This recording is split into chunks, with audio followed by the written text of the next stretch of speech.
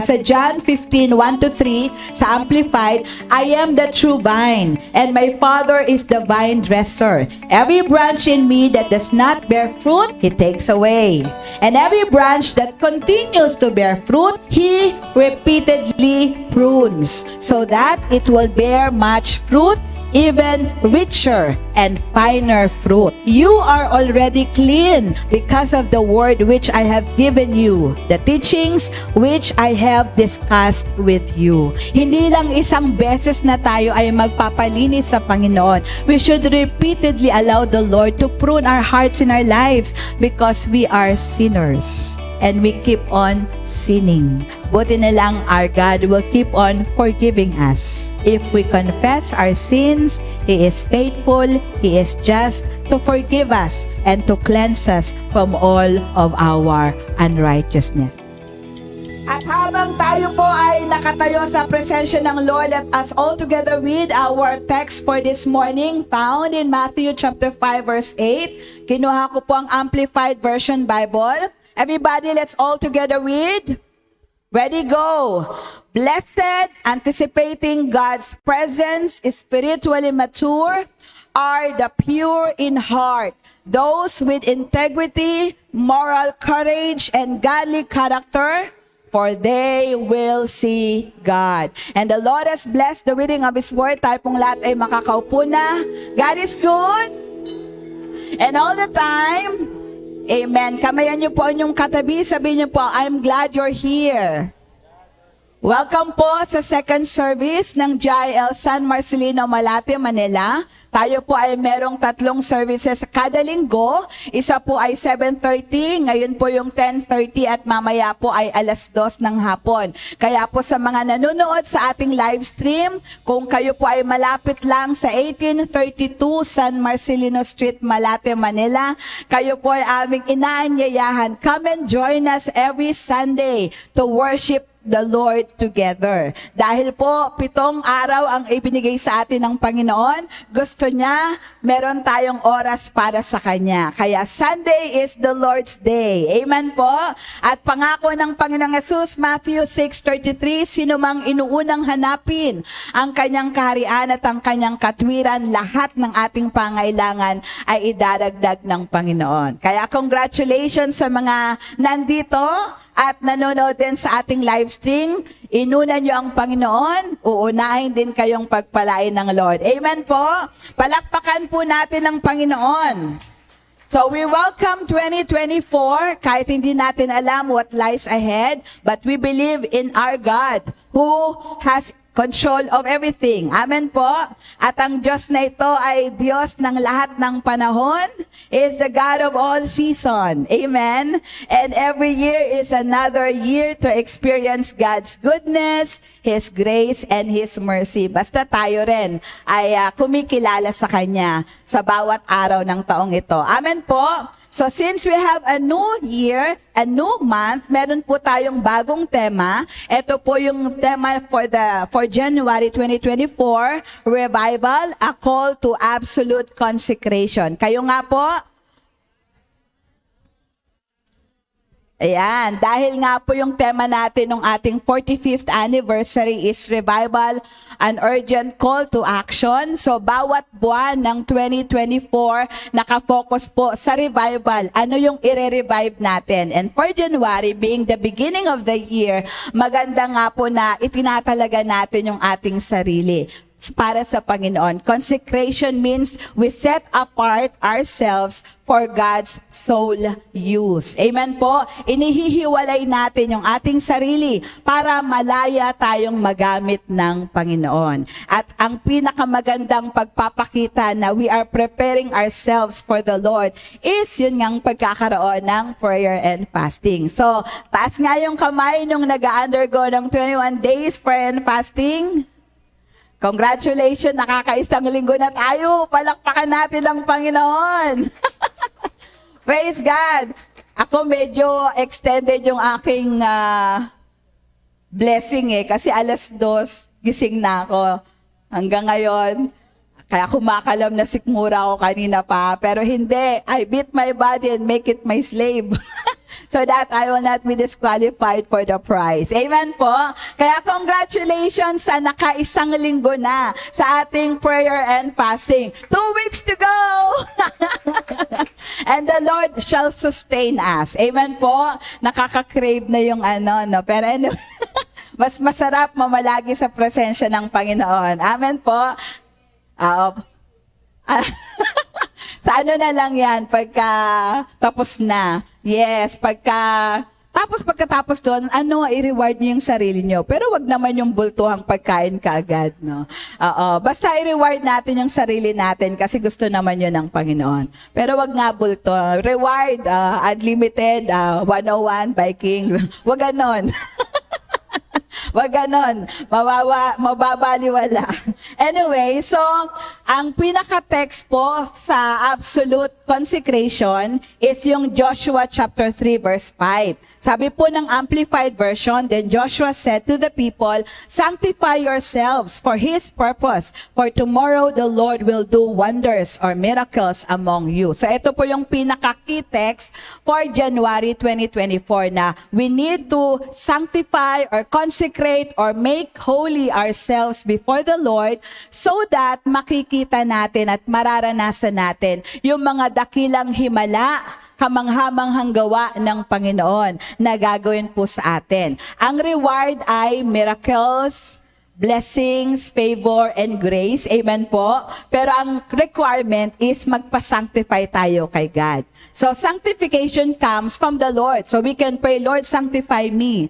Pwede rin po na magpa-sanctify tayo sa ating mga leaders. Kaya sa January 28, meron po tayong anointing with oil service first, second, and third. Kaya nga ito yung pinag-ahandaan natin kasi ayaw natin yung ordinary na para bagang ritual lang yung ating anointing with oil, but we want something new from the Lord. Amen? And if we want something new from the Lord, do something new din para sa Panginoon. Kaya yung 21 days prayer and fasting, that is something new for all of us. Amen po?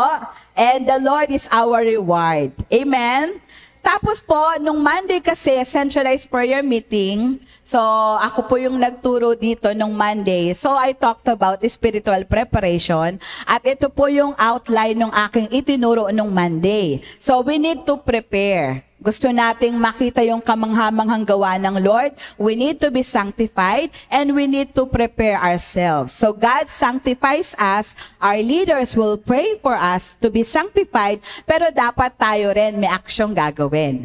And to help us prepare spiritually for the amazing things na gagawin ng Panginoon, ginawa ko pong acronym itong yung prepare, although hindi lahat, no? So yung PEPAR lang. Pero from the word prepare, kasi PR, and then yung re. Okay, prioritize the Lord. Sabi nyo nga po yon, unahin si Lord. Paano ka i-bless ng Lord kung nasa dulo siya, 'di ba? Kung ang binibigay mo sa Panginoon tira-tira, 'di ba? He deserves nothing but the best. Kaya i-prioritize natin ang Panginoon. Total, it was His promise.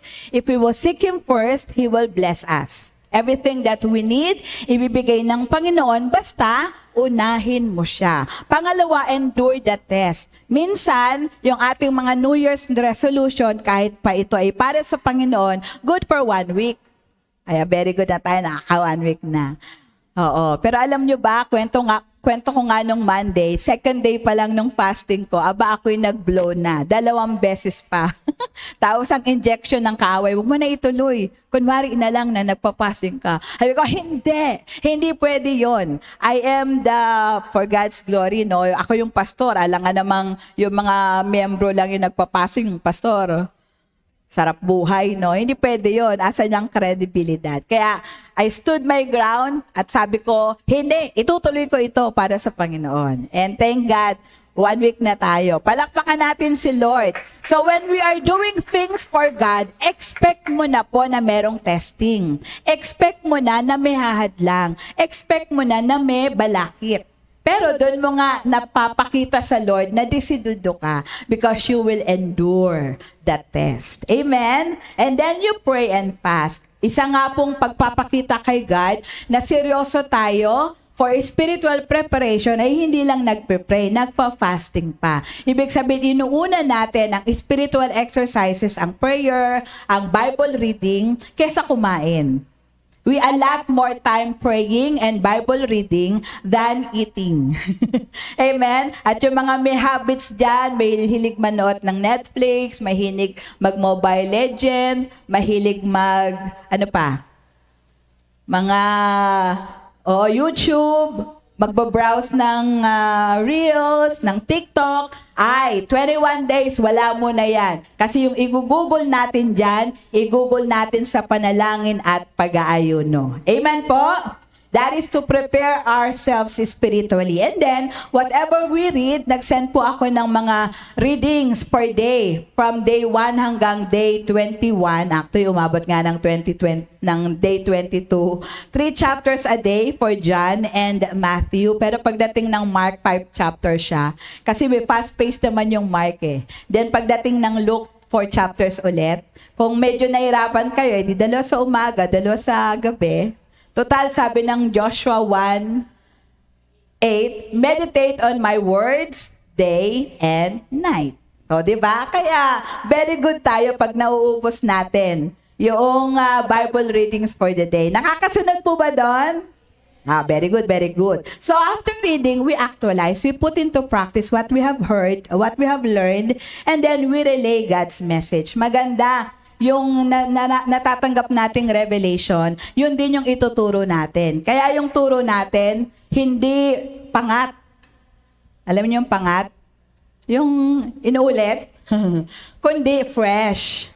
Bagong luto. Kasi kakatanggap pa lang yung kapahayagan sa Panginoon at ini-offer mo na sa mga tao. Kaya we should relay the message of the Lord. At makikita natin na these are the things that will help us prepare so that we can see God's miraculous signs, wonders, and miracles sa 2024. Amen po? Kahit na may problema, kahit na may mga challenges, nangako na si Lord. Tayo ay kanyang sasamahan, pagpapalain, at pagtatagumpayin. Amen po? Last Thursday naman, nagturo si Brother Ramon Brigoli. So, ang topic din po niya is about Joshua 3:5. Kaya, hindi ko na itatackle yung consecration. Panoorin nyo na lang ulit. Yung turo nung Monday sa ating Facebook page, pati yung turo nung Thursday kasi it's all about consecration. Amen po? At ngayon naman po, ang nilagay ng Lord sa heart ko, mabigat din, pero para sa Lord, aralin natin. Ang topic ko po ay a pure heart. Sabi niyo po, a pure heart.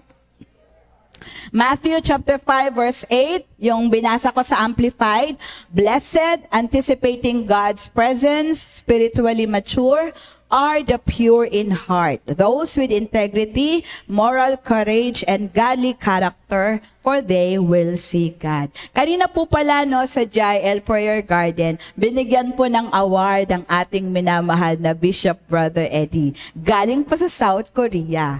Yung counterpart daw po ng Ombudsman in the Philippines. Yung Ombudsman counterpart ng South Korea, napili si Brother Eddie as a World Integrity Award to that effect. Integrity. Diba? Kaya, alam mo yon, yung umalis pa sila ng South Korea, dami nilang delegado. Nagpunta sila kanina sa Bunlo, sa Jael Prayer Garden, para lang i-award kay Brother Eddie kasi hindi siya nakarating doon sa awarding ceremony. Kanina po sila pumunta sa church. Diba? Palakpakan naman natin si Lord. So, ito yung anti-corruption civil movement. Ano yung G? Basta federation. So yun yung pangalan ng kanilang grupo. So sila yung inaaral nila kasi ang gusto nila mawala nga yung korupsyon sa buong mundo. At thank God nakita nila si Brother Eddie as a church leader and a congressman na talagang kinakitaan ng integridad.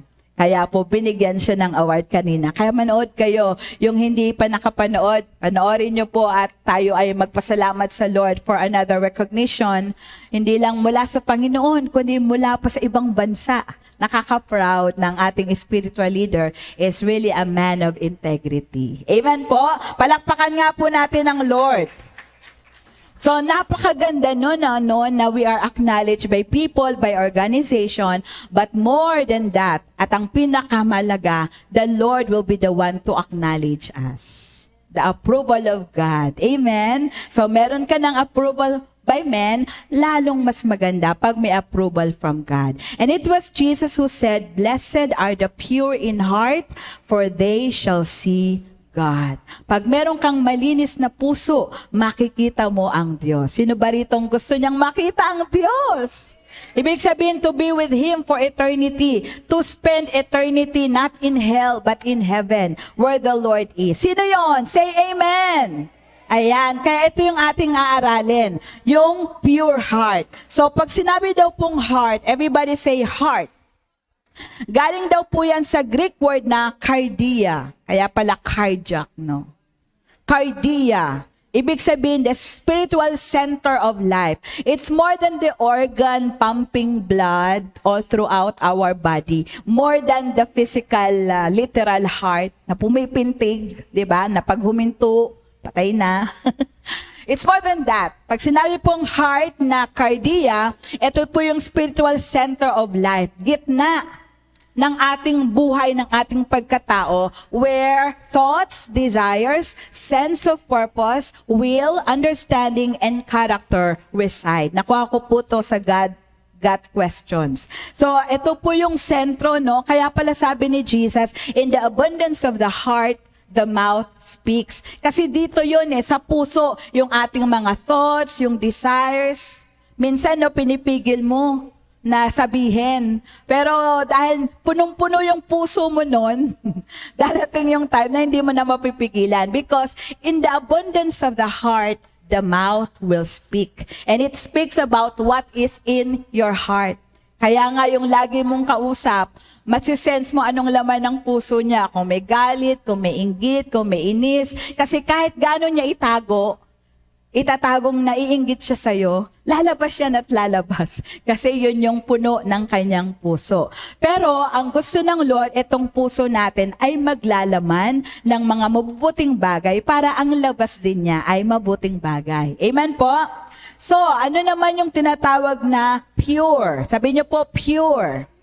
So, galing naman siya sa salitang Grego na katharos. Katharos. Ewan ko kung tama pronunciation. Siyempre, di natin alam yan. Ibig sabihin, it means to be clean, blameless, unstained from guilt. And coinciding with the word katharos, it means that which can be purified by fire or by pruning. So yung salitang pure na ito, paano magiging pure? Sa magitan ng apoy, o ng pagpuprune, pagtatabas, paggugupit, pagbabawas. Ayan.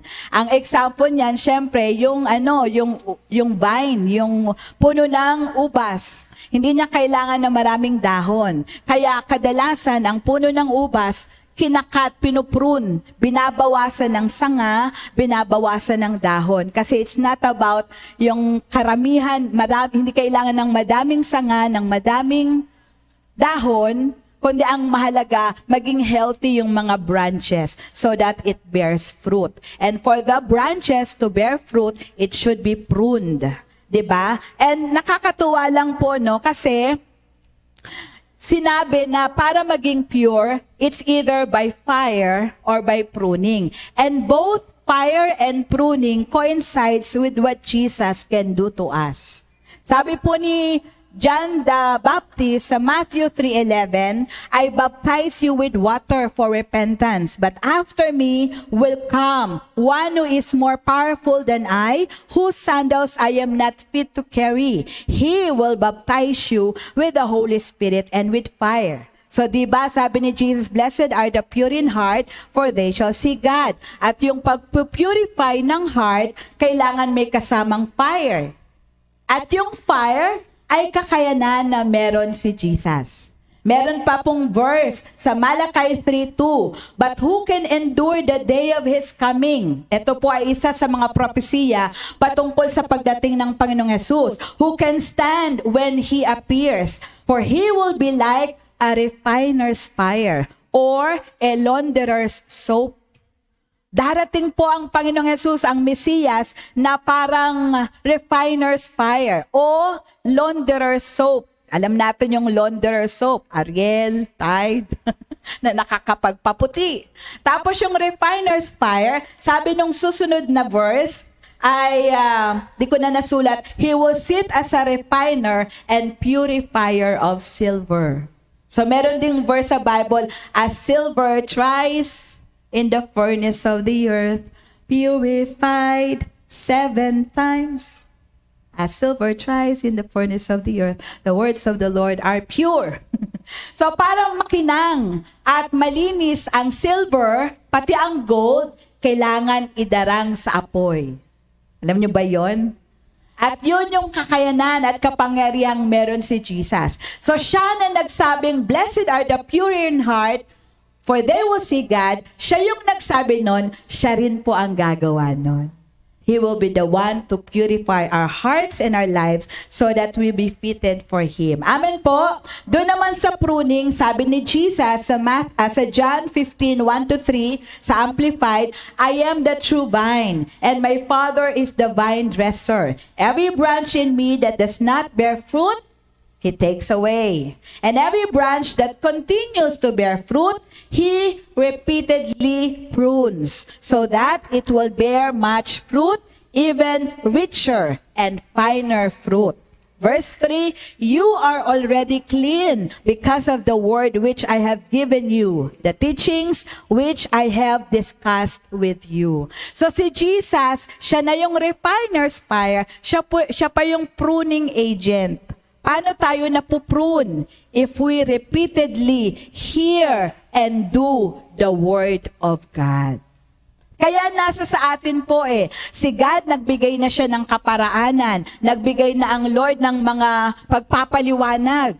Mapalad ang mga malilinis o dalisay ang puso, makikita nila ang Diyos. Yun pala, mapalad ang may Kristo, ibig sabihin, mapalad yung mga taong kumikilala kay Jesus kasi He Himself will purify our hearts and our lives.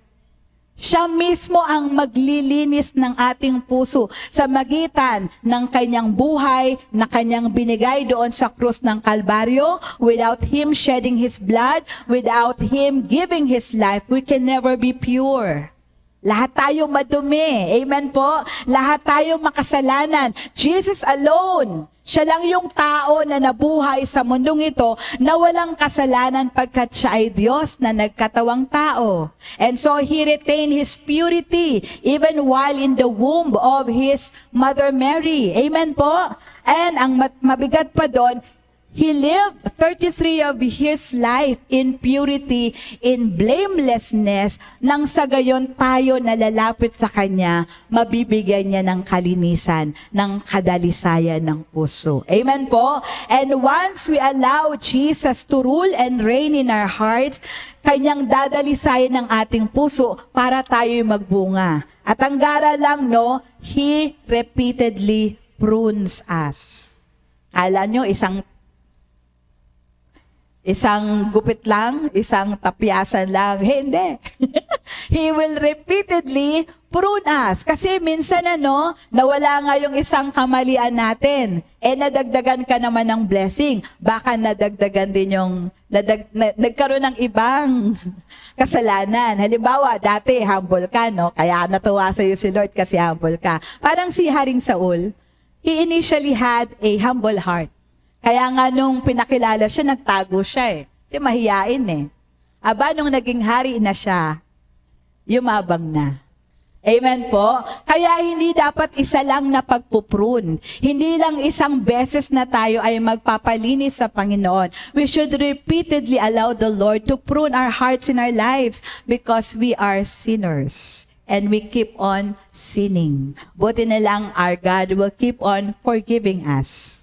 If we confess our sins, He is faithful, He is just to forgive us and to cleanse us from all of our unrighteousness. Palakpakan nga po natin ang Lord. So pag pinagsama natin pure in heart, ibig sabihin singleness of heart toward God, marked with transparency and an uncompromising desire to please God in all things. So pag sinabing dalisay yung puso natin ay nakatuon na magbigay ng karangalan, kaluguran sa ating Diyos na buhay. Meron tayong transparency, yung integrity. Kung ano yung sinasabi mo, yun yung ginagawa mo. At hindi lang sa loob ng church, kundi sa labas. Kaya nga alam nyo, mahirap magkaroon ng pure in heart unless we are separated from the Lord. Pero pag Jesus is in us and He remains to be in our hearts, siya po yung maglilinis, magbabago, magcha-transform ng ating buhay. Kaya, pag pinapasok mo na si Jesus sa puso mo, ay, wag mo na siyang paaalisin. Ayaw din naman niyang umalis eh. He wants to reside. Kaya lang minsan sa ating mga pagkukulang at pagkakamali, nababypass siya. No? Pero as long as we return to Him at nagbabalik loob tayo sa Panginoon, and again, we will pray na, Lord, forgive me and give me your grace na magpatuloy. God, our Lord, our good and gracious God is more than willing to give us another chance. Amen po. Palakpakan nga po natin ang kabutihan ng Lord. Ang mahalaga po, we have the desire. Ito yung kaibahan natin sa labas. Pare-pareho tayong makasalanan. Amen po? Pero tayo na nilinis na ng dugo ni Jesus, tinubos ng kanyang dugo, ng kanyang buhay, andun yung desire natin na manatili, na malinis sa kanyang harapan. Magkasala man, pero pag kinonvict na ng Holy Spirit, magbabalik loob sa Panginoon. Yung iba, magkasala man sila, everybody's doing that. Walang conviction. Pero tayo, salamat, may Holy Spirit that was sent by Jesus so that there is conviction of our sins at pwede tayong magbalik loob sa Panginoon. Kaya we treasure the relationship we have with the Holy Spirit. Amen? Another thing about pure in heart, it is more than an external purity of behavior. Hindi lang siya panlabas. Rather, it is an internal purity of the soul. Kaya nga minsan, no, nagsalita tayo, nakasakit, pero hindi naman yun yung intention natin, no? Nasaktan yung iba, ikaw naman, wala ka namang intensyong manakit. Before the Lord, basta pure yung heart mo, hindi ka nagkasala. Nonetheless, dahil gusto mong manatili yung kabutihan ng Lord at yung kadalisayan ng iyong puso, upon knowing na nakasakit ka ng kapwa, kahit di mo sinasadya, mas magandang ikaw pa rin yung maunang humingi ng tawad. Dahil yun yung mas kalugod-lugod sa Panginoon. Wag nang magmayabang, di ko naman kasalanan yun. Kasalanan yun, makitid ang utak niya. Mas maganda na po to preserve unity at para manatili yung magandang relasyon, mas mapalad ang nagpapakumbaba. Amen? At umaako ng kasalanan kaysa sa nagmamatigas at iniisip na siya tama. Before the Lord, hindi importante kung sinong tama o mali sa isang argumento. Ang mahalaga, we win them for Christ. Amen po. Palakpakan nga po natin ang Lord. And only Jesus Christ can give us a pure heart. Kaya nga yung panalangin na, Lord, bigyan mo ko ng dalisay na puso. It is it is directed to the Lord, sa ating Panginoong Jesus. Kasi hindi natin kaya na maging dalisay ang ating puso. Pero kapag may relasyon tayo kay Jesus, we consider Him and we accepted Him as our Lord and our Savior, siya po yung patuloy nakikilos sa ating buhay. Basta ba, no, meron tayong tender heart. Alam niyo yung tender heart? A heart of flesh. Madaling makausap ng Panginoon at madaling sumunod pagka may instruction kay God. Ayaw ng Lord ng stony heart. 'Di ba? Ano 'yun? Kanta 'yun eh. Pusong bato. Ayan. Oo. Pero hindi lang basta pusong bato, di mo alam. Ang ibig ding sabihin yung pusong bato is nagko-convict na si Holy Spirit, ang tigas-tigas mo pa rin. Inuudyokan ka ng mag-pray, magbasa ng Bible. Ang tigas mo talaga. Ayaw mo. Mamaya na, Lord.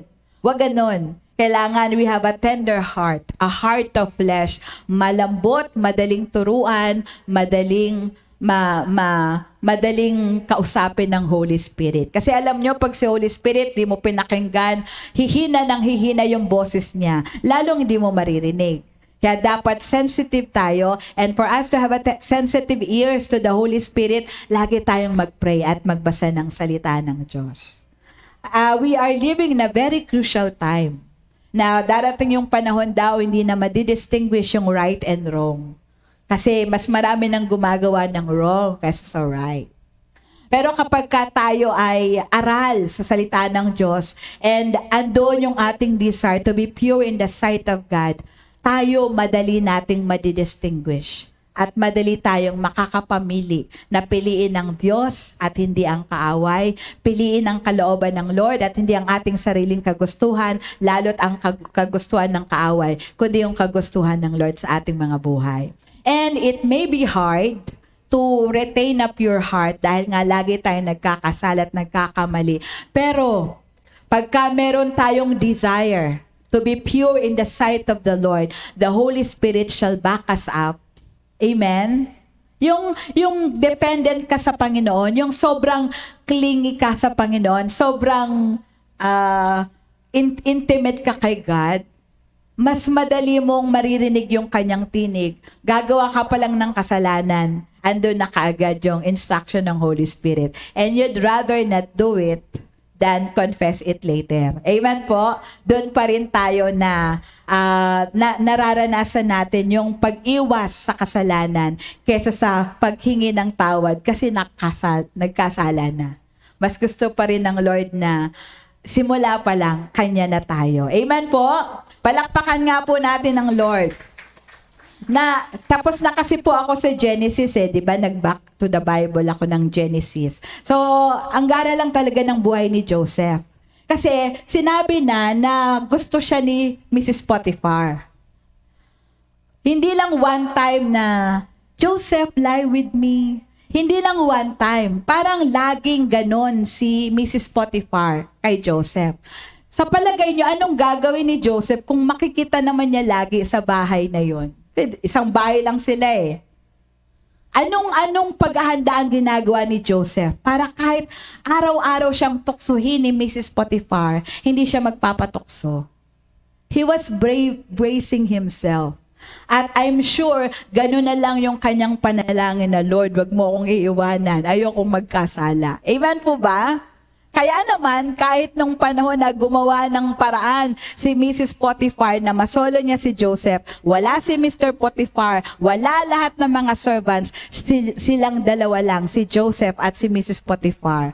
May planong masama itong si Mrs. Potiphar, pero hindi talaga niya napapayag si Joseph. Kasi para kay Joseph, mas mahalagang ma-retain niya yung kanyang kalinisan ng puso sa harap ng Lord. Ang term niya, how can I sin against God? Amen? Palakpakan nga po natin ang Lord. Talagang pag gusto, may paraan. Pag ayaw, maraming dahilan. Kaya ngayong taon, although syempre wala sa ating perpekto, no? Ang mahalaga lang, meron tayong measure of desire na, Lord, give me a pure heart. Lagi kang magpe-pray araw-araw at maniwala ka, may gagawin ng Lord sa ating puso, sa ating buhay para maging karapat-dapat tayo sa kanyang harapan at patuloy nating maranasan yung mga himala, pagpapala, maging blessing tayo sa mga tao na through our lives, people will be drawn to the Lord and not away from God. Amen po? Jesus, He is the only one who can give us a pure heart. Meron din po sa Psalms 24:3-5 na nag-a-affirm o nagko-confirm nung sinabi ni Jesus sa Matthew chapter 5 verse 8, who may ascend unto the mountain of the Lord, and who may stand in His holy place? He who has clean hands and a pure heart, who has not lifted his soul to what is false, nor has sworn oaths deceitfully. He shall receive a blessing from the Lord, and righteousness from the God of his salvation. Sinong makakaakyat sa banal na dako ng banal na Diyos? Sinong makakarating sa kanyang trono? Sila lamang na merong malinis na kamay at malinis na puso, na hindi siya who has not lifted up his soul to what is false. Hindi niya pinapanigan yung kamalian o yung hindi katotohanan. Nor has sworn oaths deceitfully. Hindi rin siya nagsusumpa ng hindi tama, no? At ito ang blessing. He shall receive a blessing from the Lord and righteousness from the God of his salvation. Yung desire to have a pure heart, napakaganda, but it will be the Lord who will give us the righteousness of heart. Amen po. Kaya all throughout this year, 2024, mawala ng lahat. Wag lang yung relasyon natin sa Panginoon. Dahil siya lang ang makakapagbigay sa atin ng pure heart. At pag may pure heart tayo, we shall see God. Amen po? Palakpakan nga po natin ng Lord. So, how to have a pure heart? Paano ba magkaroon ng pure heart? Number 1, we should pray for it. Pray for a pure heart. Di ba, Pas, alam na yun ng Lord? Ay, oo. Kaya lang, meron tayong bibig. So, we can put words into our prayers. Amen po? At alam nyo, pagka lagi natin itong pinagpe-pray, umaga pa lang, pagising natin, conscious na tayo. Ang laking bagay po nito. Kasi kung gusto mong pure yung heart mo, mas gusto ng Lord na pure yung heart mo. Kaya when we pray in accordance to His will, He hears us and He answers our prayers. So to have a pure heart, we should pray for it every day. Pag lalo na't alam mong makakasalubong mo yung, yung sandpaper mo. Alam mo yung sandpaper? Kwento to ni Pastor Paul eh. Yung nakakaubos ng pasensya mo, ayan, nakakahulog ng bunga mo. Pag nakita mo yung taong yun, naku, tutoksay na naman akong magkasala nito. Ganon. Dahil mangiinis siya, mang-aaway siya, o kung ano man sasabihin niya. Pagka lalo't alam mong may ma-encounter ka ganon, pray ka na kaagad, na Lord, give me a pure heart. Naalala ko si Jacob, no? Makakasalubong niya si Iso, yung kanyang kakambal. Alam niya may kasalanan siya dun eh. So natatakot siyang magkaharap sila. You know what Jacob did? He prayed overnight prayer. He prayed na, Lord, bless me. Because when God blesses us, no one can curse us. Amen? Pag ang Diyos ang nagpala sa atin, walang makakasumpa sa atin. Talo ng blessing ng Lord, lahat ng uri ng sumpa. Amen? Kaya maganda we acquire the blessing of the Lord. And it can be acquired by prayer. Ask anything, sabi ni Jesus, in my name, and I will give it to you. Lalo na pag specific, lalo na yung detalyado. Lord, makakausap ko tong taong to, kinakabahan ako sa kanya, kasi may kasalanan ako sa kanya. Paano pag pinaalala niya? Paano kung singilin niya ako? Wala akong pabaya, joke. Pero Lord, hipuin mo tong taong ito. At ikaw nang kumilo. So we didn't know how Jacob prayed that prayer. Pero sobrang intense ng prayer niya, nagpababa ang Lord ng angel. At nakipagbuno si Jacob sa angel ng Panginoon. Talo niya yung angel, would you believe? Ang lakas-lakas ng anghel ng Panginoon. Pero dahil sobrang intense yung prayer ni Jacob, sabi ng angel, tama na, bitawan mo na ako, mag-uumaga na. Kasi overnight yun eh. Mula gabi hanggang mag-uumaga na, hindi siya pinapakawalan ni Jacob. Bitawan mo na ako, mag-uumaga na, sabi ng angel. Sabi ni Jacob, hindi kita bibitawan hanggat di mo ako binibless. Ano ba pangalan mo? Jacob. Alam niyo ibig sabihin ng Jacob? Mandaraya, Mandarambong, Tuso. Ay, mga nagpangalan ng Jacob. Ewan. May redemptive work naman si Lord. Amen? Asan na ako? So, ano pangalan mo? Jacob. O sige, mula ngayon, hindi na Jacob pangalan mo. You will also be called Israel. For you wrestle with God and with men, and you survive.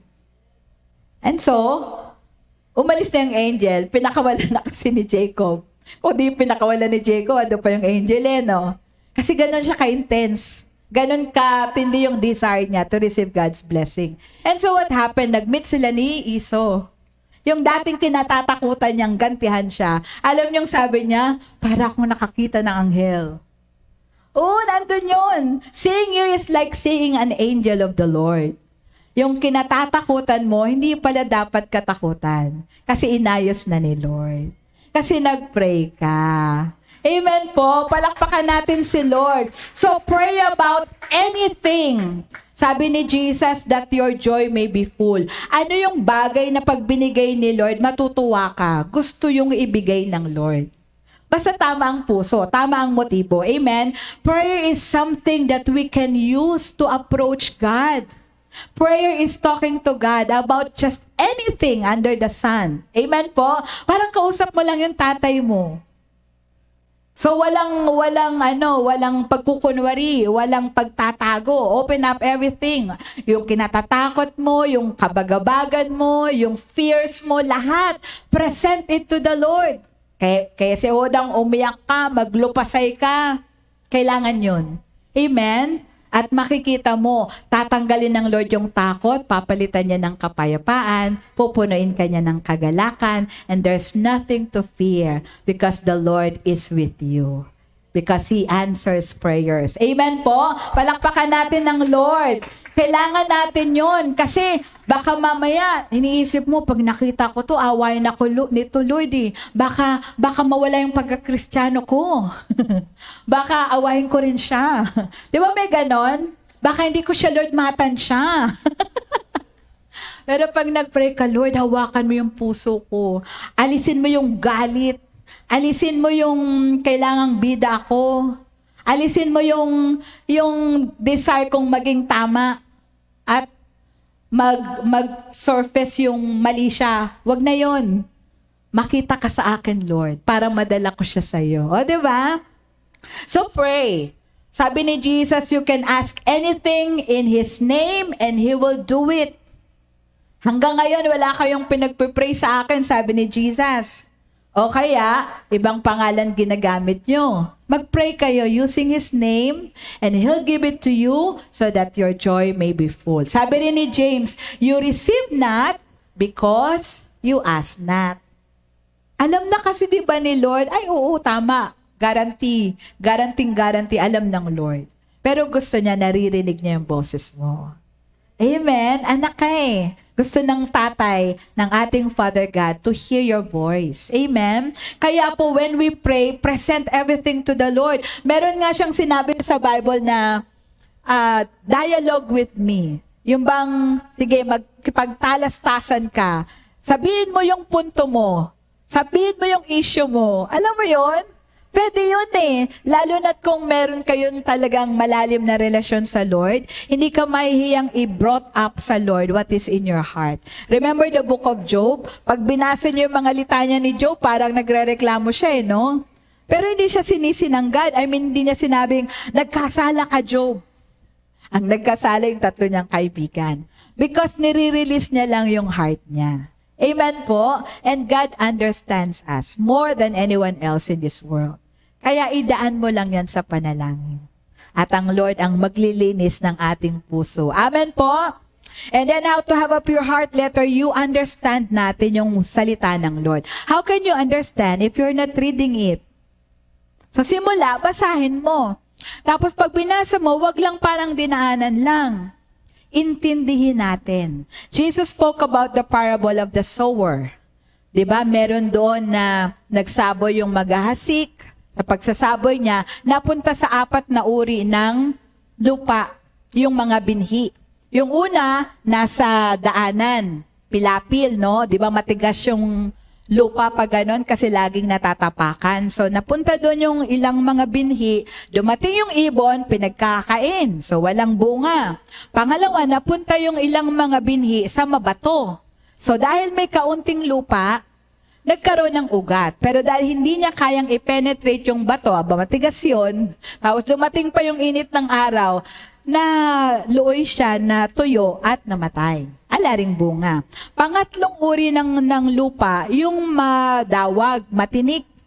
So may lupa. And the mere fact na meron ng naunang umusbong doon, okay yung lupa. Pero dahil masikip, at siya'y napapaligiran ng mga nauna ng nandoon, ng mga dawag, ng mga tinik, nabuhay siya, nagkaroon ng dahon, umusbong siya, pero never siyang nagbunga. Ang purpose niya ay magbunga. So bali, wala rin. Mas maganda man siya doon sa una at pangalawa, Pero hindi pa rin yun yung plano ng Lord. Amen? Pero yung ikaapat, ang tawag doon ay good soil. O sa Tagalog, mataba. Bakit ba yung good naging mataba? Matabang lupa. Mabuting lupa. Good soil eh. Di man sinabing fat soil eh. No? Pero pag sa Tagalog, matabang, ibig sabihin fertile. Kayo naman. Fertile yung land. So doon napunta yung ilang mga binhi. At dahil maganda yung lupa, ito yung nagugat, ito yung musbong, ito yung nagbunga. 100-fold, 30-fold, 60-fold of what was sown. And then sabi ni Jesus, kayong mga may pandinig, makinig. So yung ibig sabihin, kayong nakarinig nito, huwag nyo lang pakinggan. Intindihin ninyo. Amen? Kaya ito yung mga disipulo, lapit kay Lord, Lord, pa-explain naman. Ibig sabihin, it's not enough that we hear. We need to understand. Amen? Para pag naintindihan natin, magagawa natin. So, pinaliwanag ni Jesus na ang pinakamaganda sa lahat, yung good soil. Kasi yung mga sa daanan, eto yung mga tao na nakarinig ng Word of God, narinig nila, pumasok sa kabilang tenga, lumabas sa kabila. Kasi merong demonyo, huwag ka makinig dyan. Hindi importante yan. Nagsasayang ka ng oras at nakinig siya dun sa demonyo. Kaya, walang nangyari dun sa salita ng Diyos na narinig niya. Kasi ninakaw ng demonyo. Amen? Doon naman sa pangalawa, meron ngang lupa, pero bato naman, ito yung mga nakarinig ng Word of God at na-excite sila. Uy, nakarinig ako ng Word of God. Talaga, anong turo? Basta maganda. Natuwa nga. Umiyak nga ako. Talaga, anong turo? Basta maganda. Kasi hindi kayang i-explain. Kasi hindi nga naintindihan. Pagkatapos, pagka i-apply niya, hindi na niya ma-apply. Tapos meron pang mga challenges, yung ibig sabihin tawag doon, yung init ng araw, mga pagsubok, mga problema. Imbis na tayuan niya yung Word of God, natatalo siya ng problema. Kaya, eto yung mga Kristiyanong aaten, hindi. Buti na lang ang mga Giant SMM. Ma-attend lagi. Palampakan nga natin si Lord. Pero mayroon pang pangatlo, yung napunta sa Madawag, no? So sila, nakarinig ng Word of God. Happy sila. Ano yung tinuro? Ay, about consecration. Yan. So, nagets. Kaya lang hindi na-apply. Alam mo na yung consecration. Alam niya yung pure heart, pero hindi niya ginagawa. Kaya, nagbunga nga siya, nagkaugat, kasi nag-stay siya umaten siya parati Tingnan yung katabi nyo. Good soil yan, good soil. Umaten yan palagi. Lalo na pag nasa church, no? Worker yan, leader yan. Kaya lang, pag nasa trabaho na, nasa bahay na, nasa eskwelahan na, nawawala yung pagka-Kristiyano. Kaya wala siyang bunga. Wala siyang naa-attract sa gawain ng Panginoon. Kasi, may halo lang siya sa church. Pero pag wala na sa church, wala na yung halo. Hindi niya kayang ipangalandakang Kristiyano siya. Takot siyang masabihang, born again ka? Christian ka? GIL ka? Takot siya. Kaya, nag-stay siya, pero ala siyang bunga. Hindi pa rin yun maganda. Kahit mas maganda siya dun sa unang dalawa, hindi pa rin yun. Ang maganda yung good soil. Ito yung mga nakarinig, at masaya sila, patingin nga ng masayang nakikinig. At kanilang naiintindihan ang salita ng Lord. At kanilang sinasakatuparan. Amen? At alam nyo, itong parable na ito was mentioned in Matthew, Mark, Luke. Pero pag binasa nyo, actually wala to sa outline ko ewan ko bakit. Pag binasa nyo, iba-iba yung sinabi ni Matthew, ni Mark, ni Luke about the good soil. Sabi ni Matthew, good soil ka when you hear and understand. Naintindihan po ang ating pinag-aaralan? Malaking check na yan na good soil ka. Sabi naman ni Mark, good soil ka kapag you hear and accepts. Sino ditong tinatanggap niya kanya ito? Oo, tinatamaan siya kasi kanya to, gagawin niya to. Oh, good soil ka na naman. Kasi tama yung sabi ni Mark. Sabi ni Luke, good soil ka when you hear, you retain. Anong nire-retain? Tinatago. And you persevere by putting it into practice. So it's not enough that we hear. We should understand, we should accept, we should retain, and we should put it into practice. Amen po? Kaya simula sa pagbabasa or pakikinig, either way, nagbabasa ka. Kaya magbabasa rin tayo pag nasa bahay. Amen? Lalo na yung mga nagpo-fasting. Imbes na mag-lunch kayo, kung lunch yung fasting nyo, dalhin nyo sa office nyo yung Bible. Yun yung kainin natin by reading. Amen? Tapos, after you hear or read, you try to understand. Pag di mo naintindihan, ask the wisdom from the Holy Spirit. Lord, di ko maintindihan, di ko magets. O kaya, kagaya ng ginagawa ng iba dyan, nagme-message sa akin, pa-store mo nga. Ano ibig sabihin nito? Cute yun, maganda yun. Okay yun, very good yun. At least alam mo nagbabasa, di ba? Pa-store mo nga. Ano ba ibig sabihin nito? Buti nila kakatapos ko lang ng BS noon. Pero maganda nga yun. Kasi we should understand. Huwag tayong papayag na nagbasa ka lang at wala kang naintindihan. Kailangan meron kang nagets. Halimbawa ngayon, matatapos yung ating Sunday service, huwag kang lalabas sa pintuang yan na wala kang naintindihan. Buti na lang may naintindihan tayo. Amen po? And then we should accept it. Huwag yun, ganda yan, pastora, ituturo ko yan sa kapatid ko, para kanya yan eh. And then, sa atin muna yon bago sa iba. Amen? Tanggapin mo pang sa'yo yun. Nire-rebuke tayo ni Lord. Rebuke with love. Amen? For those He loves, He discipline and He rebukes. Amen? Kaya love tayo ng Lord, kaya tayo yung kanyang tinuturuan. And then you retain it. Itago nyo, kaya maganda yung mga nagsusulat, no? Kaya nagpipicture, no? Dami na sigurong memory niya sa cellphone nyo, no? Ang tanong, binabasa nyo ba? Ayan, ganyan lang yung sa cellphone, no? Pero maganda nga nagsusulat. Ako, I keep the teachings since, actually kasi nagpalit ako ng laptop noong 2016. Actually, yung laptop iniwan ko dun sa Santa Ana. Pero mula 2016, andyan sa laptop ko sa bahay. Pati naman yata dyan yung iba. Nandun lahat ng teaching. Kaya nare-remind ako ng mga tinuro ko. O kayo rin, ma-remind kayo naman na ituro na sa inyo. We should retain it.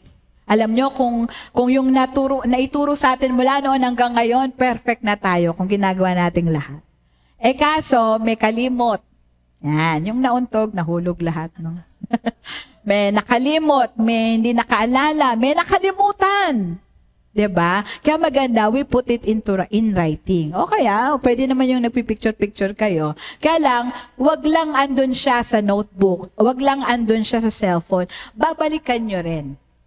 May pinapagawa nga si Lord sa akin eh. Kasi may mga verses na, Lord, alam ko naturo ko na ito eh. Eh sa dami nung babalikan ko, na usually title lang naman yung nakasulat, alin dun? Diba? Kaya may gagawin ako sa aking mga turo mula 2016 hanggang 2024, 3. Para yung mga verses na pare-pareho, makita ko kung ano mga teaching outline na binigay ng Lord. So, ganun din po kayo. Hindi sayang yung mga words na naririnig natin sa Panginoon. Amen po? Hindi yan kagaya ng pagkaing napapanis at inaamag. Ang salita ng Lord, laging sariwa, laging fresh. Amen? Palakpakan natin si Lord. So, retain it and then put it into practice. Halimbawa, tinuro natin ng Sunday prayer and fasting. O, di nagturo na tayo ng fasting, mag-fasting na. Tinuro yung prayer, mag-pray na. Tinuro yung Word of God, magbasa na. So, hindi lang siya nare-retain, kundi isinasakatuparan. Yun yung paglago natin at pagkakaroon ng pure heart. Amen?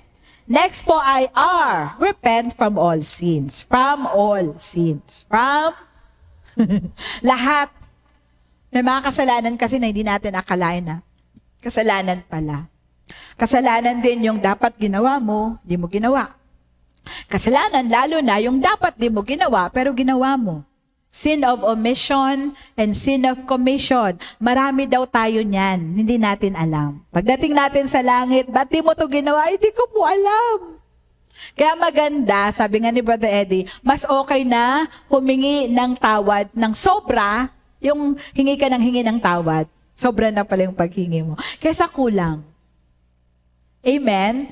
Kaya maganda na before the beginning of the day and before the day ends, andun yung repentance natin sa Panginoon. Maganda i-develop yung a heart of flesh, yung tender heart. Madaling mapakiusapan na puso, malambot na puso, maganda yung i-develop. And it is developed by constant communion with God. By prayer, kasama na yung repentance, kasama na yung mga kanta na, alam mo yon, may mga kanta na kinanta lang, umiiyak ka na. Kantahin mo yun lagi para magkaroon ka ng tender heart. Para maging sensitive tayo. Kasi any moment, the Lord may come. At pagka hindi tayo nadatna ng tama, iwan tayo. One time lang si rapture eh.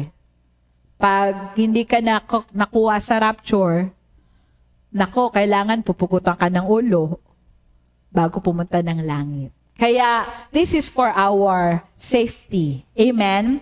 Para handa tayo parati. And it is developed by constant communion with the Lord. And tinuturuan niya tayo para maging handa tayo sa kanyang pangalawang pagdating. Amen po? And then letter E, exercise a sanctified life. So, yung nilinis ng Panginoon, dun ka magsimula. Nilinis ka na, no? Huwag ka nang bumalik sa pusali. Mga ganun eh. Pinaliguan na ng Lord, no? Brinash na siya. Nilagyan na ng kanyang mapupulang dugo at siya'y nalinis, napabanal na. Bumabalik pa sa pusali. Nadudumihan na naman dahil hihingi na lang daw ng tawad. Paano kung andun ka sa pusali nang dumating si Lord? Di po ba? Kaya maganda, live up to what we have already attained. We have already attained a pure heart. Nilinis na tayo ng Lord. Pinaliguan na niya tayo ng kanyang dugo.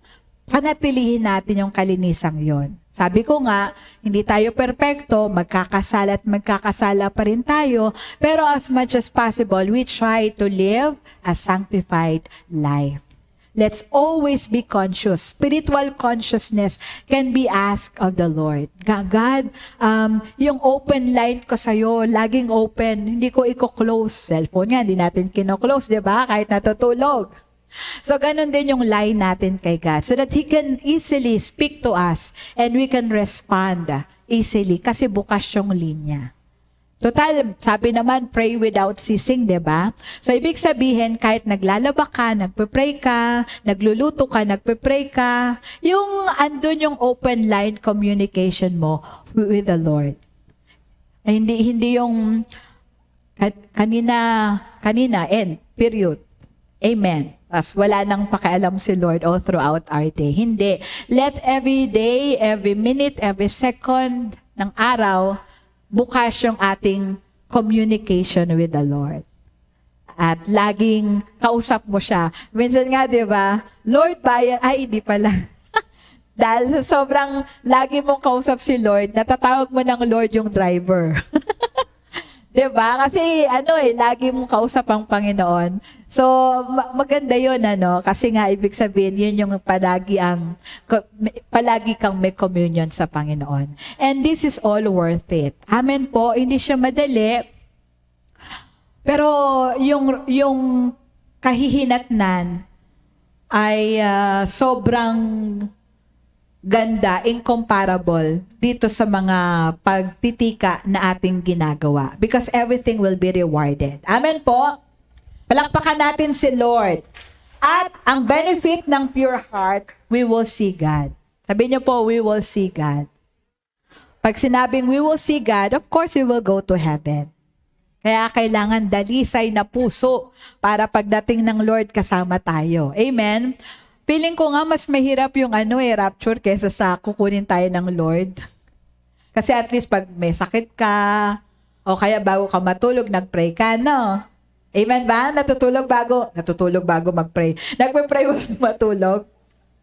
O di kung dumating man, kung kunin ka man ni Lord, o kaya may sakit ka, at least nakapag-pray ka. Ang rapture kasi any moment eh. Pwedeng kausap mo yung ka-office mate mo. Maganda sana kung linggo yung rapture, no? Di lahat tayo, kuha-kuha na. Amen ba? Kaya maganda nga sana pag linggo. Paano kung di linggo? Paano kung Sabado ng gabi? Sabado nights? O kaya TGIF? Na ginagawang di ba? May gimmick-gimmick. Paano kung doon dumating si Lord? Kaya mas dapat bantayado tayo kasi we never know the time, the day.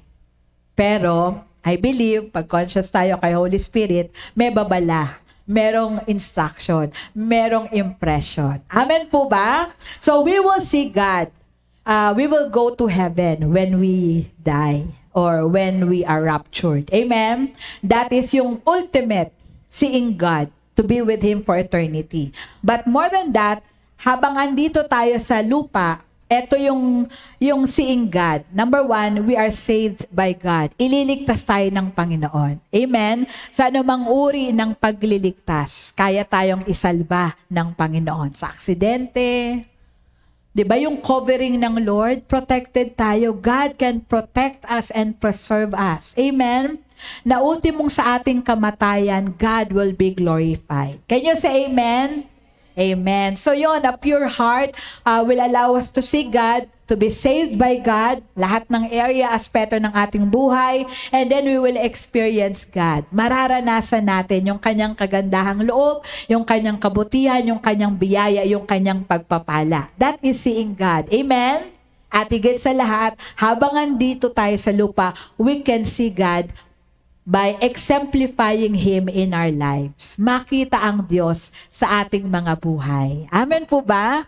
Yung pag nakita tayo, people will be, alam mo yon, will be convicted of sins. Ganun daw yung revival kay Smith Wigglesworth. Wigglesworth. Siya, naglalakad lang or nakahinto lang siya doon sa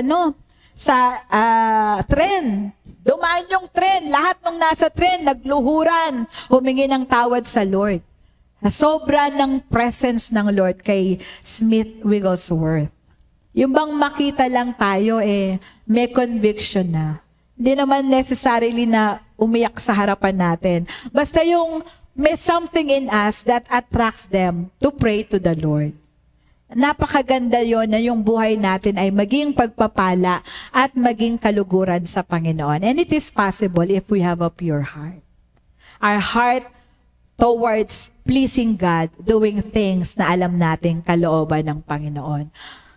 Easier said than done. Hindi ito madali, lalo na't ang daming distraction sa mundong ito. Ang daming mga gawa, plano ng kaaway para makuha niya tayo mula sa kamay ng Lord. Pero tayong may katawan, kung tayo yung desidido, kung tayong magdedesisyon, at kung lagi tayong lalapit sa Panginoon, kaya niya tayong i-preserve, kaya niya tayong pagtagumpayin, at kaya niyang tugunin ang ating mga ipinapanalangin. Kasi higit sa kagustuhan mo, ang kagustuhan ng Lord, that we have a pure heart so that we can see Him in His glory.